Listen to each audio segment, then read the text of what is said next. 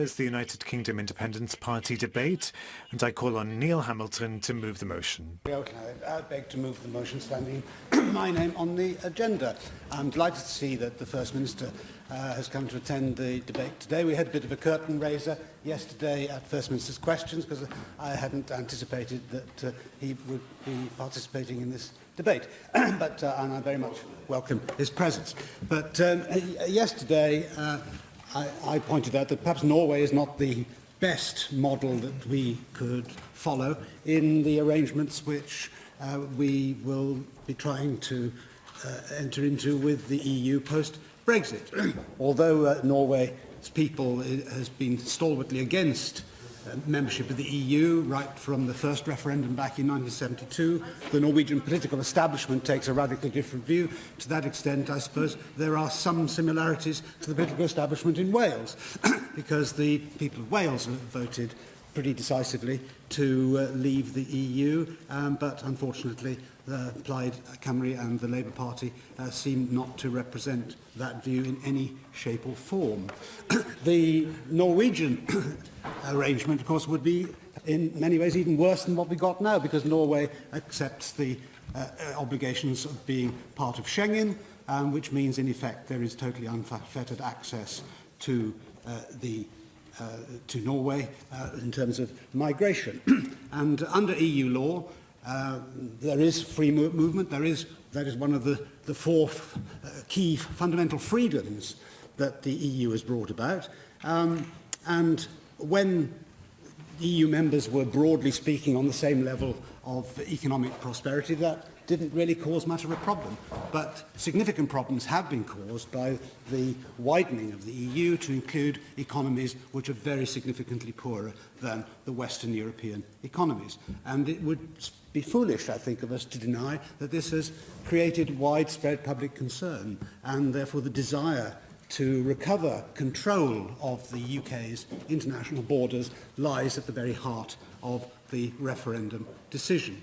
And to seek to move back towards the situation that we now have by membership of the EEA would in effect be to frustrate and deny the expressed will of the British people. At least in this respect, Plaid Cymru is honest and open. They reject the effect of the referendum result. They are in favour of not just being in the EEA, but actually, even worse, being part of the EU customs union. As far as the Labour Party is concerned, we have no idea what their immigration policy is, and we have the Deputy Leader of the Labour Party own words on that, because he expressed on Sunday that he didn't know what Labour's policy is. It seems to be left leg in, left leg out, shake it all about. They have a kind of hokey policy on and Jeremy Corbyn has said that they're not wedded to free movement, but they don't rule it out. And that is the Labour Party's current policy, as I understand it. But that's certainly not what the majority of Labour voters and previous Labour voters in Wales want. As Norway is, of course, a very peculiar case economically, because it's a heavily oil-dominated economy. They pay into the EU as part of the EEA arrangements £400 million a year. One of the advantages of leaving altogether is we will cease once and for all to make contributions to the EU budget, and that money will be available to spend on other things in Britain. We just had a debate on higher education. One of the things we could spend a portion of that money on is higher education. Norway, of course, has a much higher dependence on EU trade than Britain has. 80% of its exports go to the EU, and they enjoy a £10 billion a year trade surplus with the EU. Britain, by contrast, of course, suffers a very significant trade deficit with the EU of £60 billion a year currently, which means that because we sell a much smaller proportion of our exports, now much less than 50%, to the EU, and it's been declining quite rapidly in recent years, and because we have a massive trade deficit with the EU, we have a much better negotiating position than Norway, a very small economy of 5 million people, could possibly have.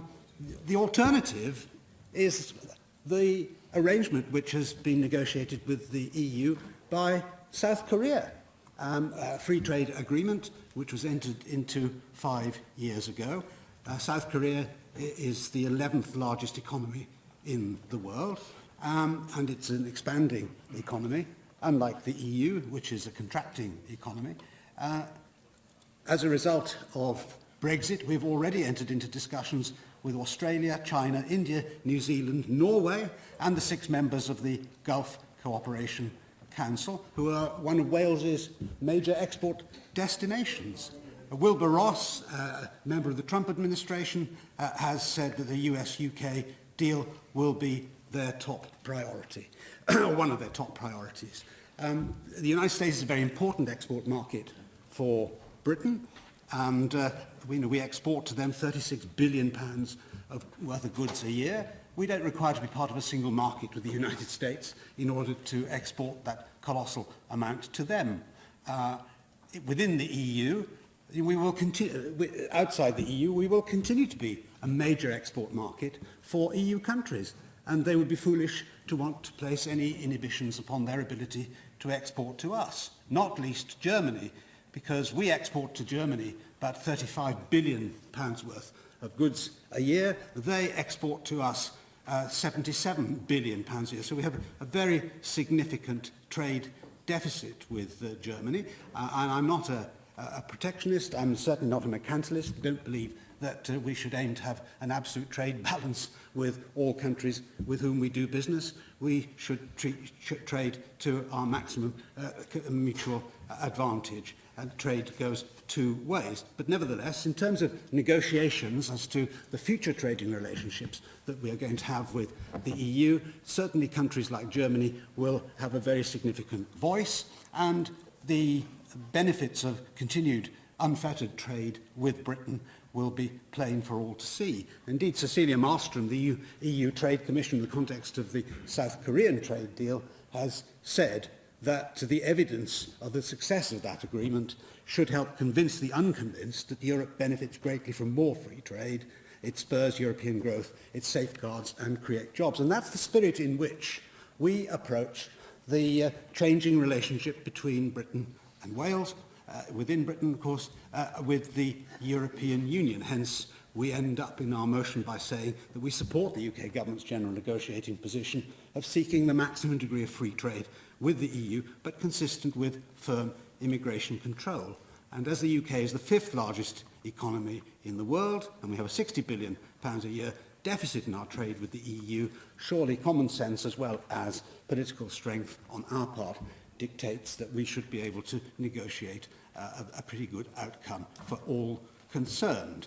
And it really would be a case of cutting off the nose to spite the face if the bureaucrats in Brussels were to try to frustrate the wishes of the British people to continue to have unfettered access to the single market, although not be a member of it. But we should remember that 85% of the world economy is outside the EU, and whereas our trade with the EU is stagnating, it is growing very rapidly with other parts of the world. The single market is not necessarily the greatest gift to mankind. I remember when I was the Internal Market Minister in the major government, that the approach that I always had to take to negotiating positions was fundamentally to try and stop them doing things which are going to damage the British economy and the European economy as well. Jacques Delors changed the whole emphasis of the EU back in the 1980s when the single market process, which was set in train by the Thatcher government, was being worked out.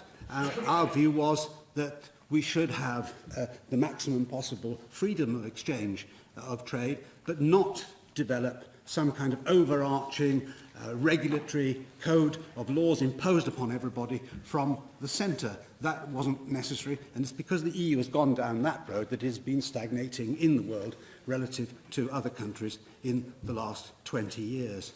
So what the British people voted for and the Welsh people voted for last June in the referendum was to continue the maximum freedom of trade with the EU. It is an important trade destination for Wales, that is undeniable, but at the cost of free movement of peoples without any form of meaningful restriction. That was a price which the Welsh people decided was too great to pay. So our motion reconciles these two, these two important elements in the debate, and we wait to hear from the First Minister and from Labour as a party quite how they are going to respect the result of the referendum, which they're always saying that they're keen to do, on the one hand, but on the other hand, to reconcile that with their failure to state to us what kind of immigration controls they're prepared to see as a result of the changes which will now fall to be made. And I very much look forward to hearing from the First Minister today, perhaps some clarification of that. I have selected the two amendments to the motion, and if Amendment 1 is agreed, Amendment 2 will be deselected. I call on Marcus Sherwood to move Amendment 1, tabled in the name of Paul Davis. Marcus Sherwood. Diolch, Gareth. Well, from inception, Theresa May's government has made it clear that its vision for the UK outside the EU is for a fully independent sovereign state, and that the right deal for the UK as we leave the EU will be one that is unique and not an off-the-shelf solution.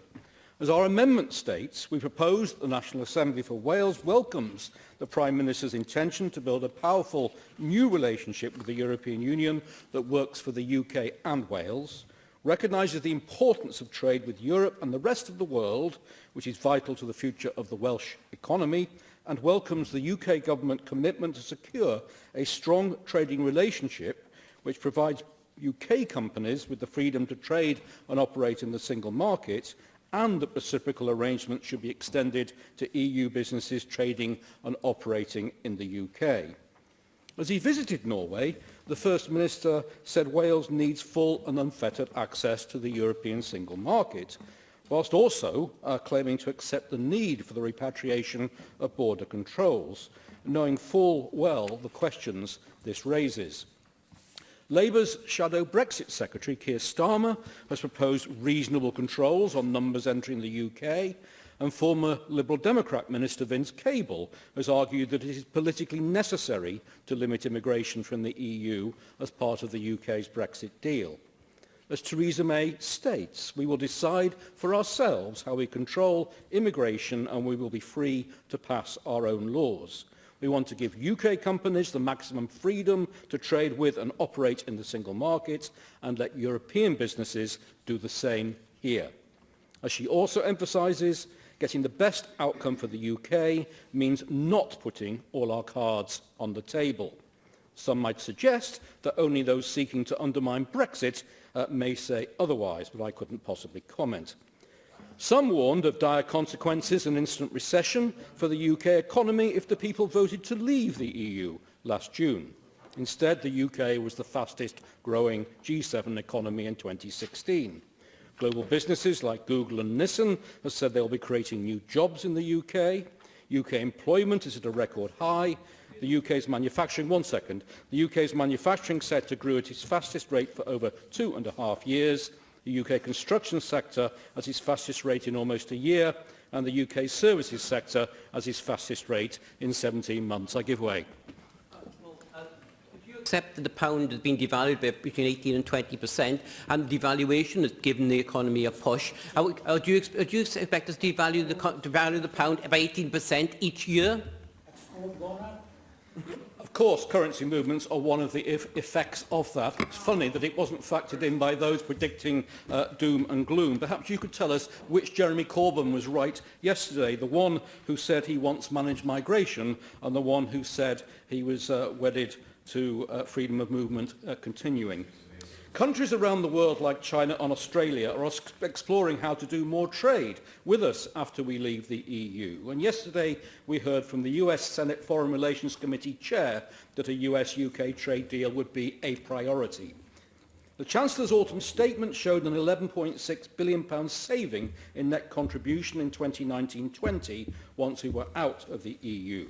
A new Civitas study has found that although the UK government would need to provide almost £9 billion in support for businesses to cope with the impact of failing to strike a post-Brexit trade deal with the EU, the costs would be covered by tariffs on corresponding exports from the remaining 27 EU members to the UK.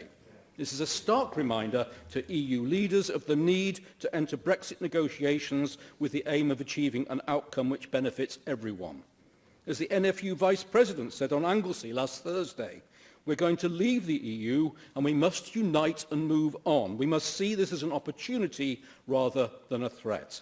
And as the Prime Minister said on Sunday, we are leaving. We're coming out. We're not going to be a member of the EU any longer. So the question is, what is the right relationship for the UK to have with the EU when we're outside?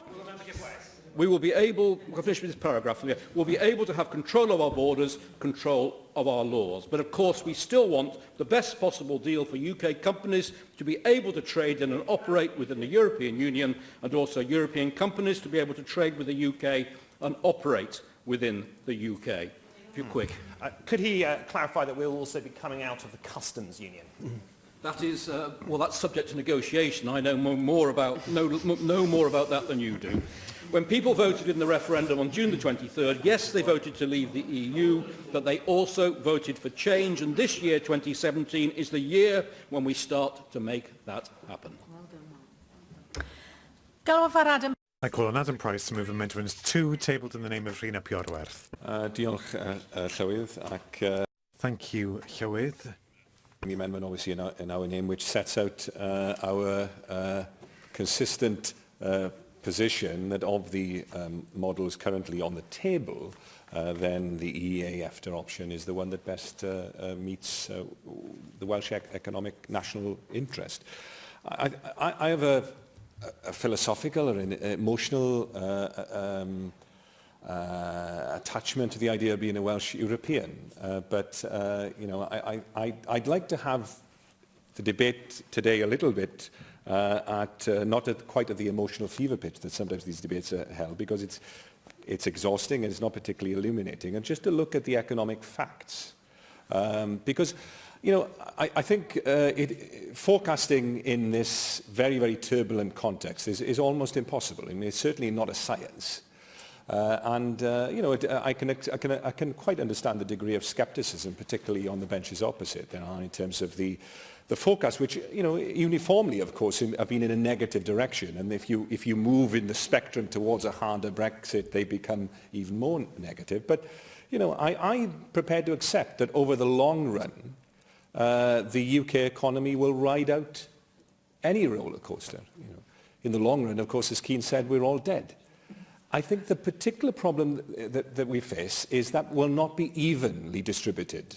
That ability to flex in response to the challenges and maybe the new opportunities post-Brexit will not be evenly distributed across the UK. And there are particular sectors and particular territories that face particular challenges. Northern Ireland, clearly, because of its high level of integration with the economy of the Republic.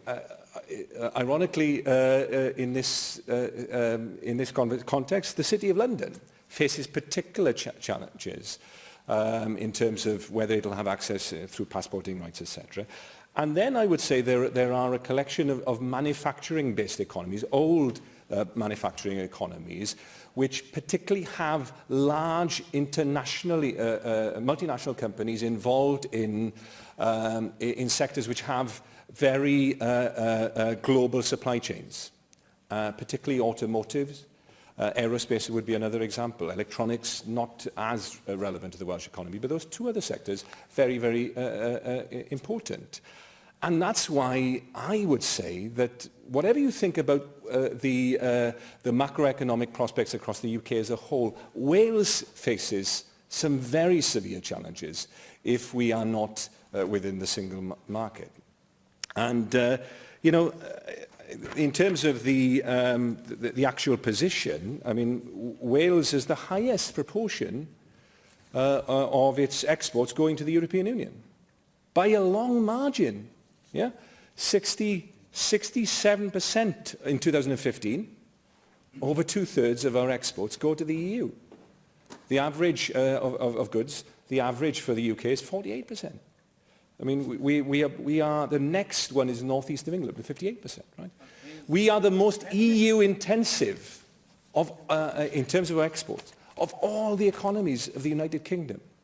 And so I would appeal to the members opposite. Wales is a special case, you know. It has unique a set of factors which lead Plaid Cymru and the party who was, yeah, I'll happily give way. Just on that point, would you accept that last year Wales was actually had a smaller share than the UK average, quite significantly, and that much of the shift has been the growth in the EU offset by a collapse in other international trade, where we need to be looking at Europe and the world as we go forward? Well, I'm all for growing our exports in all directions, you know, and nothing wrong with a bit of optimism. But I'm just stating the facts as they currently stand. And, you know, I accept that these figures change in response to this very, very uncertain economic environment that we're in.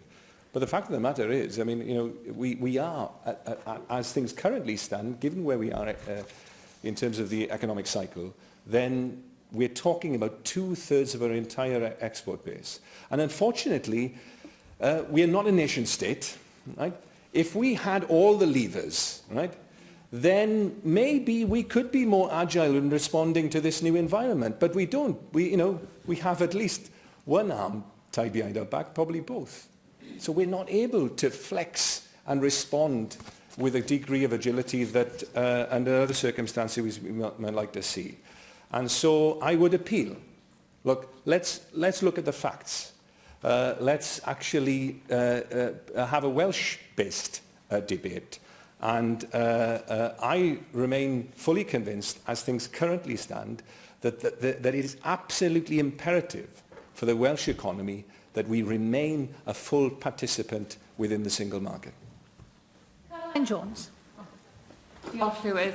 I'd like to thank my colleague Neil Hamilton for proposing this debate today.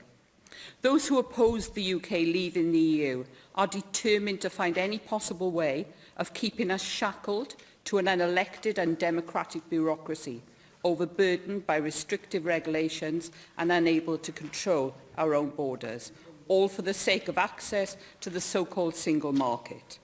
The First Minister visited Norway last week to explore ways that Wales could emulate the Norwegian model. The problem is, First Minister, the people of Wales did not vote on the 23rd of June last year to leave the EU and then immediately become an affiliate member. We voted to free ourselves of the millstone that EU membership places around our necks. We voted to free ourselves from an increasingly insular and shrinking trading bloc. And we voted overwhelmingly to reject freedom of movement. We buy more from the single market than we sell, and the deficit is growing. Why then should we be overburdened with regulations and restrictions membership of the single market would impose upon us? In the run-up to the vote last year, the then President of the United States, tried to influence the vote by claiming the UK would not get a trade deal with the US. Thankfully, the people of the UK ignored him, and we will soon have a different occupant of the White House who is keen to increase trading links with the UK. The Republican Party is now in charge of the US, and they want to see a US-UK trade deal. They want to trade with us. They want to trade with us. And I'm all for trade. I'm all for trade. I'm all for the benefit of Wales trading with other countries. When we finally throw off the shackles of the EU membership, we will be free to pursue beneficial trade agreements with the wider world. Wales exports to the EU only account for 41% of our world exports, and that has been declining over the past 4 years. Our trade deals need to be ambitious, looking at a global market. We don't need to overburden ourselves with red tape just to maintain the access to the single market. We have to embrace free trade with the whole world, rather than solely focusing on an increasingly insular trading bloc. As well as pursuing closer trading ties with the US, we have to be ambitiously forging closer links with countries in Latin America and Asia. The economies of the countries in Asia have seen exponential expansion over the last half a century, yet the UK's economy and that of the EU has seen lacklustre growth over the same period. As soon as we are free from EU control, we should be tapping into these markets. And Wales is the country I was born in and have lived in all my life. I respect the vote of the people of Wales, and I will fight for every penny to make Wales prosperous. And I am optimistic about our future outside the EU. I would suggest that the First Minister would find his time much better spent if he were to pursue trading links with the likes of China, India and Brazil, rather than seeking ways of maintaining our ties to the EU. Thank you. Jeremy Miles. It's maybe appropriate that we are here today standing a few hundred yards from the Norwegian church on Cardiff Bay, which was built in the 19th century when Norway had an enormous merchant fleet and had a great trading relationship with Wales. It was then a place of respite for Norwegian sailors in the Second World War when they couldn't return home to their country, which had been engulfed by fascism. So we look to Norway for inspiration. It's a very different society, but in truth we see there the best available access you can get to the European single market without being a member, and we see some greater control over immigration. We've heard and we've talked in this chamber before about the version of freedom of movement in Norway being a slightly stricter version than we have had in the UK. There is one crucial difference which I think has been underexplored in the relationship between Norway and the EU, and that's this, that the EEA agreement doesn't recognise EU citizenship in the same way, and it's EU citizenship that gives rise to a number of those rights which people have had many concerns about in the course of the referendum debate. Some of those are social security rights, some of them are around the obligation to support students in the same way, whether they're EU citizens or UK citizens. So I think there is an opportunity to explore some of the differences there. So we look to Norway for guidance, but we don't in truth know at this stage what the ultimate settlement is going to look like. We may end up with more control over some aspects of immigration than Norway has.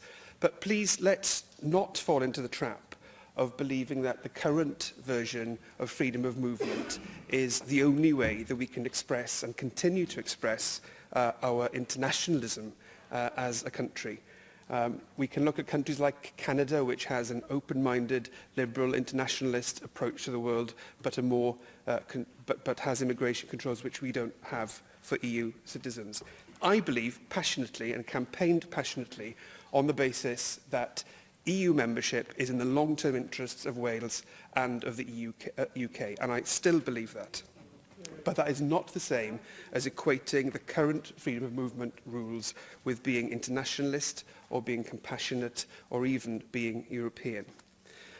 We look at in this chamber at the process of leaving the EU, Article 50, Supreme Court decisions and so on. All of them are vitally important to ensure that Wales has its voice heard in the process of leaving the EU. But I feel that 2017 is the year that we need to move beyond the mechanics of Brexit and start to articulate the country we want Wales to be after we have left the EU. The campaign for the referendum and the campaign to leave was run by very wealthy right-wing business people. It is not the first step. It's not the last word. It's the first step in a much bigger project to change Wales and change the UK in a way that I do not want us to see happening. We saw that on the weekend with Theresa May talking about a vote for fundamental change. And I fear that as we are, to some extent, distracted by what are very important issues around the leaving of the EU, those who ran those campaigns are already planning the sorts of changes they want to bring in across the UK. We see that in the Great Repeal Bill. We have decided that actually most of the bill is about preserving existing legislation, but the truth of it is it's the beginning of a political narrative about repealing a bedrock of protections and rights that we have obviously taken far too much for granted in Wales and in the UK. I think one of the least inspiring aspects of the referendum debate was the almost total absence of a civic voice in the discussion. So we've ended up with a view of post-Brexit Wales as being economistic and partial. It was politicians arguing over money, so the distrusted arguing over the disbelieved. And as a result, I think we now have to articulate the kind of vision we want to see for Wales after Brexit, to make alliances and to fight for that vision. Gareth Bennett. Diolch, Llywydd. Many people would agree that a major factor in the Brexit vote was public anxiety over immigration. That is not just the conclusion of me and my colleagues in UKIP, it is also the view of Theresa May, previously a Remainer, of course, and the Conservative government at Westminster. And it is also the view of the First Minister here in Cardiff Bay, who has told the Chamber on myriad occasions that immigration was a major issue on the doorstep during the referendum campaign. It seems that only Plaid Cymru is unwilling to accept this reality, or at least they don't want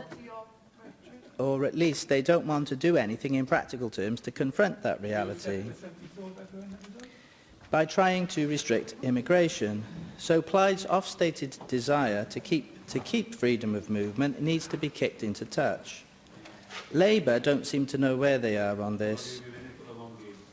No point expecting a sensible or even consistent line from Jeremy Corbyn. He changes his opinion sometimes by the hour and is obviously clueless on this issue, as on many others. The problem for the First Minister, who seems slightly more coherent, relatively speaking, is this. Does he think access to the single market is more important as an issue than freedom of movement? And will his view, in any event, carry any weight at all with the Labour front bench at Westminster? UKIP's position remains that an end to uncontrolled immigration into the UK from the EU is the paramount objective.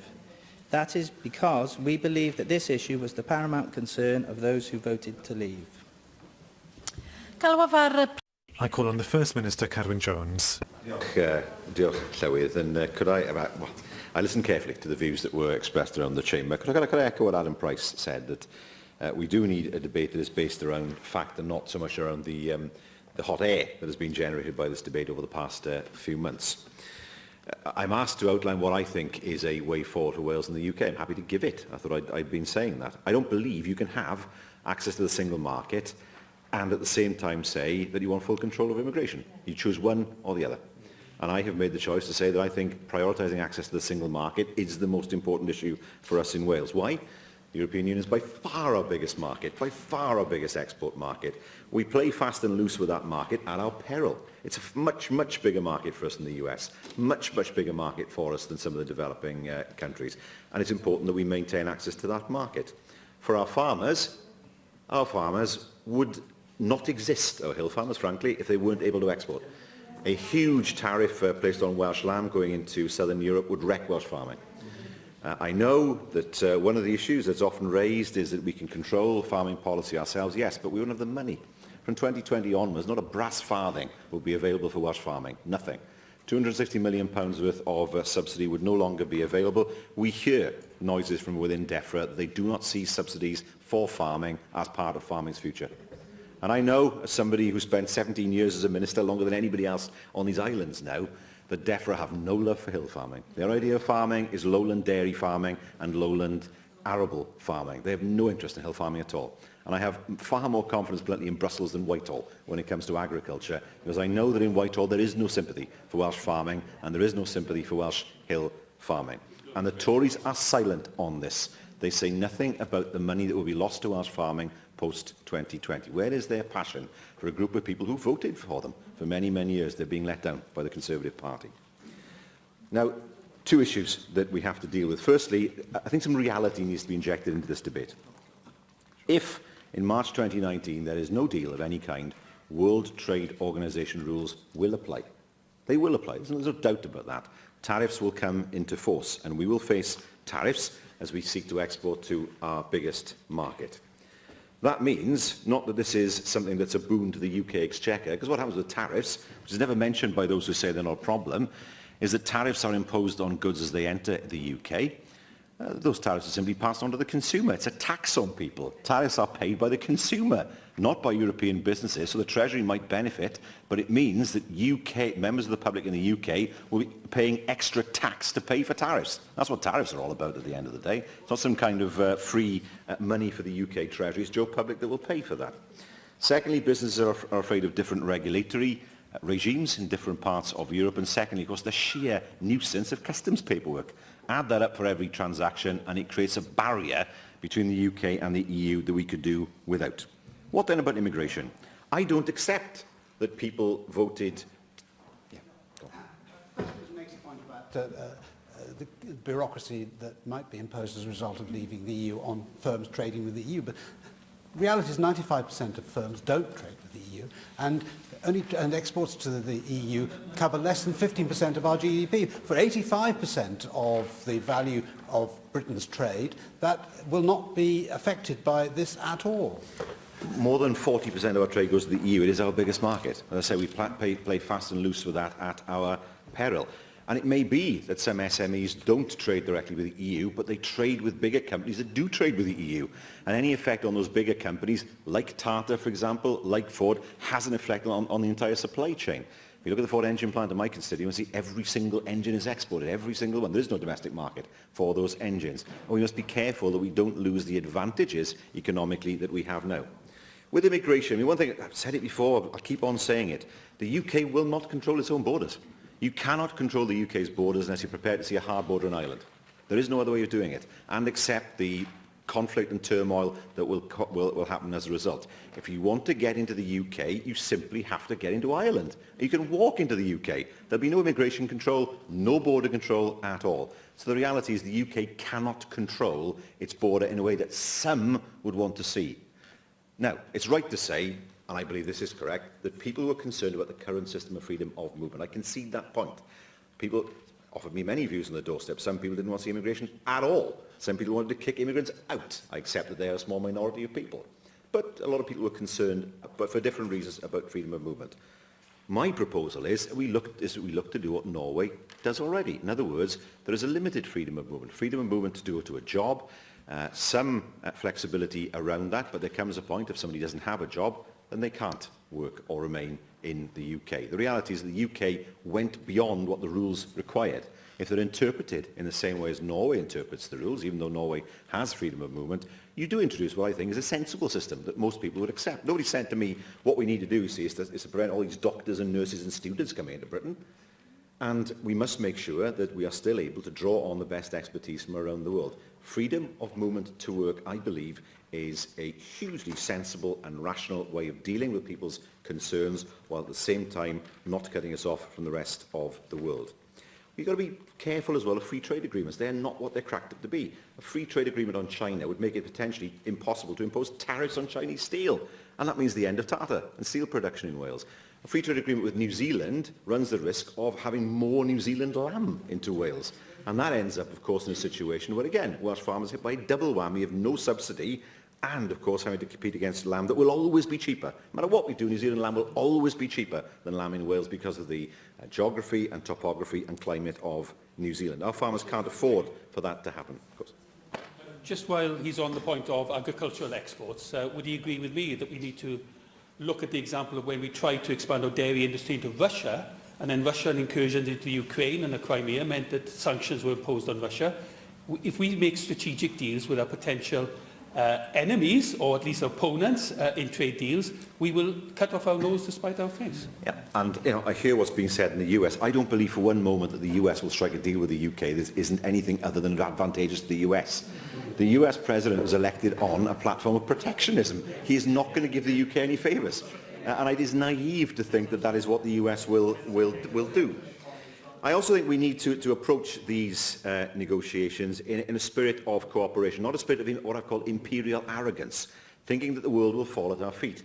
Of course the EU exports more in terms of cash to the UK. It would be odd if it didn't. It's 8 times bigger than the UK. But the reality is that more than 40% of UK exports go into the EU. It's only 8% the other way. So actually, the EU market is far more important to the UK in terms of the percentage of exports than the UK is to the European market. And many European producers know they'll still be able to sell to the UK, even with tariffs, because people don't have an alternative. If you want to buy a car, you've got little alternative than to buy a car that's at least partially manufactured abroad. It's not as if there is an alternative in terms of a British manufactured car. So this idea that this is the 19th century and the world will fall at Britain's feet, I think, is the wrong approach as far as Britain is concerned. Britain's a big economy, but it's not a big market. And we have to bear that in mind as we work out what our position should be. Timescale. Now, it's been suggested that free trade agreements are one potential way forward. I'm not convinced of that. But the leader of UKIP himself said it took 5 years to negotiate the deal with South Korea. We only have 2 years. It's impossible to negotiate a free trade agreement with anybody within 2 years. I've spoken to officials from other governments who've done this, and they all say to me it takes 2 years to agree to have the discussions in the first place. To have a free trade agreement in 2 years makes the UK look laughable when people actually suggest that. 7 years, 10 years, that is the timescale for free trade agreements. And so the transitional arrangements post-March 2019 are hugely important. We can't go off the edge of a cliff and then try and climb back up it. There has to be a bridge between the final outcome and March 2019. Thought hasn't been given to that. I listened carefully to what Mark Isherwood has said. I have to say, in all the years I've been in government, I have never seen a more rudderless UK government. I have no idea what the UK government's position is. I hear different views from different ministers. The currency market reacts every time Theresa May says something because they don't know what it was. The leader of the Conservatives has just walked back into the chamber. If you want to play a part in the debate, you'd have been here from the very start on the walking right at the end. And he talks about chuntering on from these benches. He is the master of that art. If he'd have listened to the arguments, perhaps he would have learned more rather than coming in at the end with a closed mind. But the UK government is giving us no leadership at all. I hear some in the UK government talk about tariffs as if they're of no consequence. I hear David Davis move his position, which I welcome, actually. He's moved his position to, I think, which is a more pragmatic position. I hope that the pragmatists in the UK government are more dominant than the dogmatists who spout nationalist waffle, frankly. It's the only way I can describe it, believing that nationalism for the UK, if you shout at foreigners enough, they'll give you what you want. That's basically what some of the Conservative Party want. And this issue must be resolved for the good of the British people, not for what is politically convenient because of the rifts within the Conservative Party. And that is, I'm afraid, what's happening at the moment. With Plaid Cymru's amendment, we will support that amendment. I'm glad they welcomed the visit to Norway. I was asked today whether it was a jolly. I knew I'd be asked that as I stood in the temperature of -16 in the snow. I can guarantee you that it didn't seem like that at the time. EFTA membership I raised with them. There's certainly some concern amongst the EFTA members about the UK joining because of its size. And Norway is the biggest country in EFTA, of course, at the moment. And even though it's only got 5 million people, it's a massive oil exporter. Half the UK's oil comes from Norway. It's only 5 million people, a £700 billion sovereign wealth fund that it built up as the UK spent all its oil money.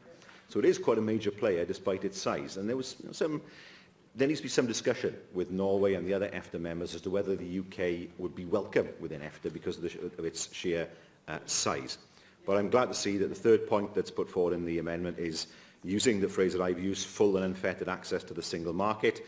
EFTA membership is certainly a possibility. EEA membership is, again, something to look at. Customs Union perhaps less attractive at this stage because of what that would do. I think EFTA membership and or EEA is actually a better option at this stage, having examined the evidence. But I have to say that the more you look at this, the more complicated it gets. And the one thing we should avoid is thinking this is all very easy, it'll all be sorted out in 2 years. It won't. This will take hard slog, hard work, and I'm determined that we get this right for the people of Wales. I call on Mark Reckless to reply to the debate. Diolch, Gareth. I congratulate my party leader on his opening of this debate. Thank Mark Isherwood for his amendment, Adam Price for his, and for Caroline Jones, Jeremy Miles, Gareth Bennett, and the First Minister for their contributions to this debate. It's also one sedentary contribution I'd like to reply to, which I think came from Lee Waters, who at one point, if I heard him correctly, said, why do we keep having these debates? Well, my answer is because the position all the other parties in this chamber keeps on changing. Now, we have the amendment for the Conservatives today. I'm reasonably happy with both the Plaid and the Conservative amendments. The only bit I object to is the delete all at the beginning. But talking to Mark Isherwood, he seems to expect me to know better than he would what the latest Conservative UK position is. I mean, they've set up Liam Fox's Department for International Trade, yet now we have this briefing, and certainly from the Chancellor Philip Hammond's suggestions that we stay in the customs union. So we leave the single market, but stay in the customs union and waste huge amounts of time and energy having a Department of International Trade that will never be able to do anything. That doesn't make sense, and I hope that is not going to be the situation we see ourselves coming to. I'm really grateful for the First Minister being at this debate. When I first heard, when I was first elected, that he was going to be taking charge of this Brexit portfolio after the referendum, I was a little sceptical. I thought, given all his tasks and commitments leading the government, everything he had to do, that the level of attention he could give to the Brexit portfolio wouldn't be great. I have to say that, First Minister, you have shown attention to it, and I think you have kept oversight of this portfolio. You've been in the chamber for all the key things, but I do feel your position keeps changing. You did say immediately after the referendum the absolutely key thing was keeping freedom of movement. Within 24 hours you had retracted that, and that apparently wasn't the case. There then seemed to be a gradual movement, we felt, in the right direction. Plaid Cymru had this great motion they wanted to be in the single market. But you, with us, knocked down that motion and said very clearly in that debate that what mattered wasn't membership of the single market, but access to the single market. Unfortunately, I now detect this week, in questions yesterday and to a degree in the debate today, that you've gone away from that position again, and what you want is to be in the single market, and that's worth having in return for freedom of movement, and you want both those things, having come to a position that you wanted neither. And that's why I think we need to continue having these debates to try and clarify our understanding of these issues. I mean, we have implied... Wonderful. I wouldn't normally intervene. I'm grateful to the member for allowing me to intervene. Firstly, it is right to say the position changes because it's such a fluid situation we find ourselves in. There are always new complications that arise, and as Kane said, when the facts change, I change my mind. And that's one of the things I think you have to be open to. One point I wanted to clarify, he talked about the Plaid Amendment, said he had no difficulty with the Plaid Amendment. The Plaid Amendment talks about EFTA membership and EEA membership as being possibilities for Wales. Is that something, either of those scenarios, that he's prepared to consider? First, this isn't quite correct. It doesn't talk about EFTA and EEA membership. It says EFTA and or EEA membership. I think my party would be very happy, indeed enthusiastic, for EFTA membership, but not for EEA membership. The amendment is confusing. Every other part of it I don't think we have any problems with. And or EEA membership, yes, we're happy with EFTA membership. But what support of the amendment does is allow the First Minister to continue the confusion of his party as do they want membership of the single market, i.e. the EEA, possibly with the confusion of the Conservatives that you might be outside or inside the customs union, or is he saying with us that we should have a free trade relationship trying to maximise our access to the single market from outside? And that really is the matter he needs to decide. And I don't think the facts have changed, that people voted to leave the EU. Certainly UK government policy is changing, but I think people learn more about the complexities of the EU and consider the matter and perhaps change their view over time, but I'm not so sure that the facts have changed to that degree. The difficulty with the Plaid issues, they talk about full and unfettered access to the European single market. But I'm not sure there is any such thing. We don't have full and unfettered access at the moment. In many areas, services aren't liberalised. In goods, they got rid of basically the Cassis de Dijon principle, mutual recognition that the EU used to have, has basically been supplanted by, well, let's agree politically, one single top-down standard everyone has to meet in order to be able to sell at all. I don't call that full and unfettered access. And in the same way, they actually used the applicability of EU law to try and prevent our access. When they looked at, say, banning euro clearing if you weren't in the Eurozone, it was EU law they were trying to do. In the same way, the port services regulation that would sort of split up and have internal markets in every port in the UK, it would be completely ridiculous and would fetter our access to the single market as well as other markets, that would again be done by EU law. We want the maximum possible access consistent with restricting free movement and deciding who comes to our country.